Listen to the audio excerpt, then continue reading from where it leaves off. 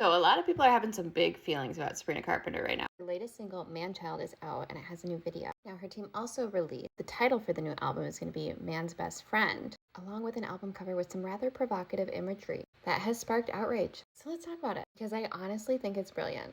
This song, Manchild, is really about a woman that's codependent, stuck in codependent patterns, and not realizing that she is selecting these really poor partners and unconsciously repeating the same relationship dynamics over and over. So the video opens with an image of a seagull on the back of a tortoise. This is very important. It's symbolism. She is the bird. The men she's choosing, these codependent relationships, are the tortoise. They're holding her back. They're slowing her down. When she doesn't realize, like, she has the ability to fly this whole time. And you'll notice if you watch the video and you listen to the song, there's some inconsistency. Right? The imagery and the words are not really lining up. Her words and actions aren't aligning. She's going from car to car, from relationship to relationship. The chorus of the song is, "Man-child, why you always come running to me?" But you'll notice none of these men are running to her. She is chasing all of them. Why can't you just let an innocent woman be? Meanwhile, there's parts of the video where she's with these men and she's obviously bored. She does not actually care about them. They are placeholders to her. This is very on brand for codependency. It's this inability to be alone with yourself, an inability to show up for yourself in your own life, a pattern of self-abandonment, a completely disintegrated sense of self-respect, self-trust, self-esteem,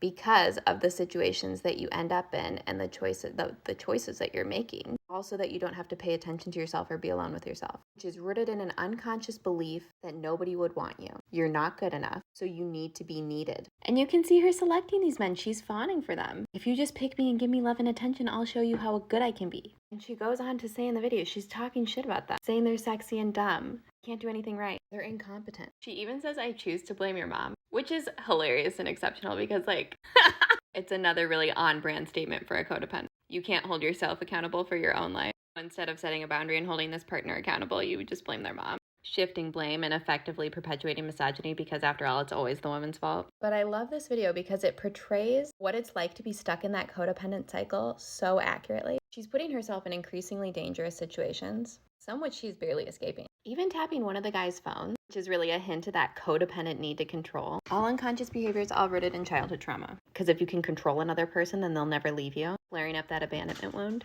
Then being completely unable to take accountability for her own actions, how she's not showing up for herself in her own life, how she's not holding standards and boundaries. She says, "I swear they choose me, I'm not choosing them," which is like that victim mentality of being completely reactive to external forces, never really showing up or taking responsibility or accountability for your own life. That's codependent. People are really big mad at her for that. And I'm not sure if she knew that this was going to happen. It seems like it's strategic to me, but there's a lot of people that are like, it's not satire if it's not obvious. But I think maybe she did know that, but she knew it was going to be provocative. She knew that it was going to spark conversation. And I think that's the whole point of art. Like, even if you don't get it, it's getting you to think about something deeper. Not everybody appreciates art the same way. And this is not to victim blame at all, because nobody deserves to be abused. I am a person that has codependent tendencies myself, and I've done a lot of work on this. And I've also had to sit with this shadow. I narrowly escaped an abusive marriage with my life. So domestic violence is no joke. And there are very real consequences for not being awake to these patterns in yourself. But anyway, do with that what you will. The imagery of this video just hits, because she's chasing these men that she doesn't like. They're not adding anything to her life. They clearly are not treating her well and are even downright abusive. And yet the cycle continues one right after another because she's not seeing her part in it.